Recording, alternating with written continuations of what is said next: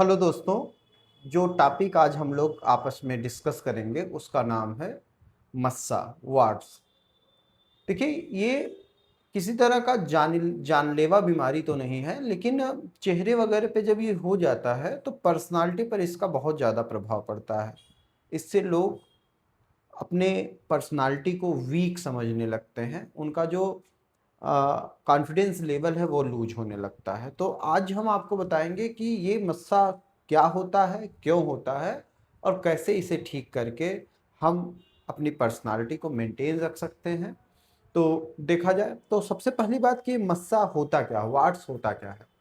तो आपको बता दें कि एक स्किन के ऊपर एक नॉन कैंसेरियस एक उभार है। ये होता क्यों है?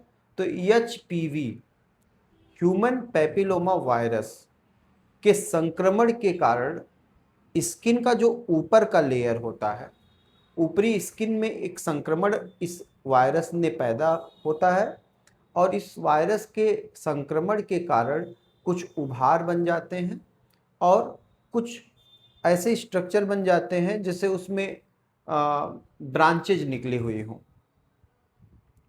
तो इस तरह का जो स्ट्रक्चर क्रिएट होता है इसी को हम लोग मस्सा कहते हैं। ये शरीर के अलग अलग हिस्सों पे हो सकता है, चेहरे पे हो सकता है, गर्दन पे हो सकता है, हाथों पे हो सकता है, पीठ पर देखा जाता है, पैर के तलवे में देखा जाता है। तो ये कहीं भी डेवलप हो सकता है। तो अगेन एक बार मैं रिपीट करता हूँ, होता क्या है?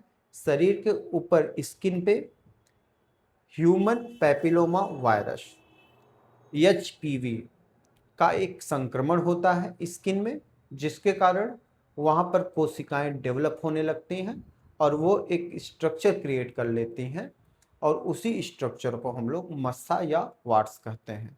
कहाँ कहाँ हो सकता है?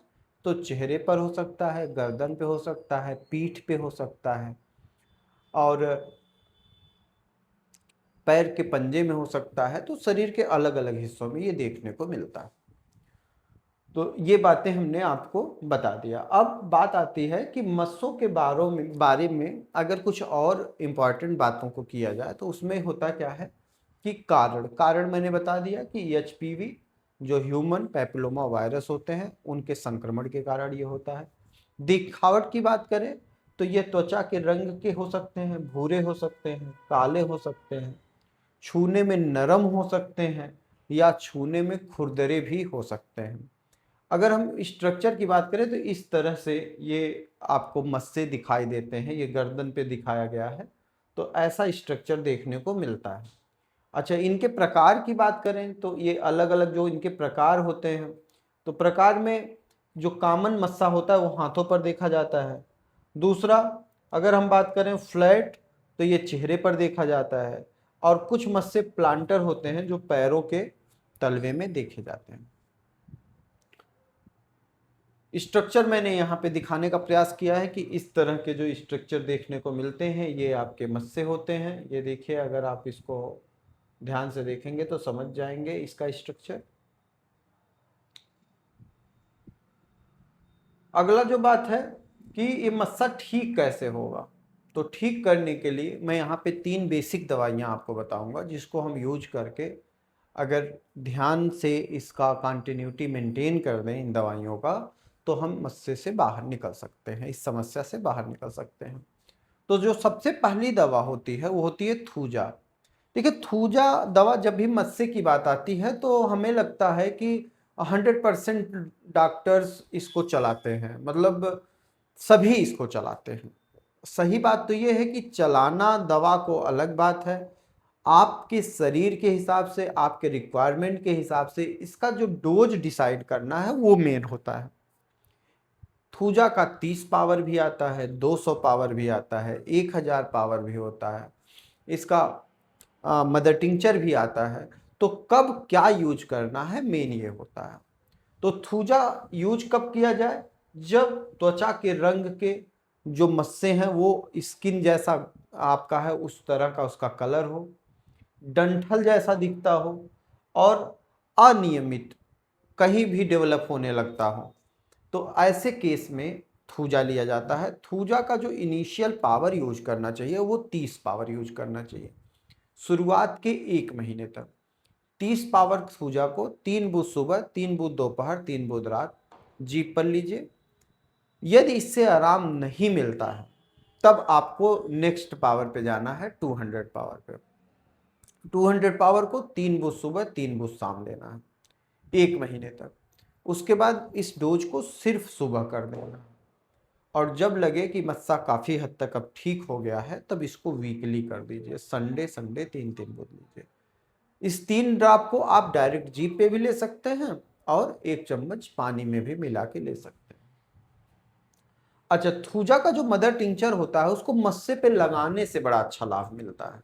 तो थूजा के मदर टिंचर को रोज नियम से सुबह शाम मस्से पर लगाना है, थोड़े से कॉटन ले लेना है और थूजा को उस पर अप्लाई करना है एक्सटर्नली। दूसरी जो दवा होती है वो कास्टिकम। कास्टिकम का क्या काम होता है, यह नाखून के आसपास चेहरे पर जो मस्से होते हैं उसमें यूज किए जाते हैं, और इसके जो लक्षण, इसके जो सिम्टम मस्सों में पाए जाते हैं वो होता है कि मस्सा जो है बहुत हार्ड होगा, उसको जब हम दबाएंगे तो वो हार्डनेस होगी उसमें। तो अगर इस तरह का सिम्टम मस्से के अंदर दिखाई देता है तो उस केस में कास्टिकम यूज करना है। कास्टिकम का 200 पावर लेना है, 3 बूथ सुबह, 3 बूथ शाम 1 महीने तक। उसके बाद इस पावर को एक एक मीटिंग सुबह कर देना है अगले 1 महीने तक। फिर पूरी तरह रिलीफ जब मिल जाए तो 3 बूंद इसको वीकली यूज करना है, संडे संडे।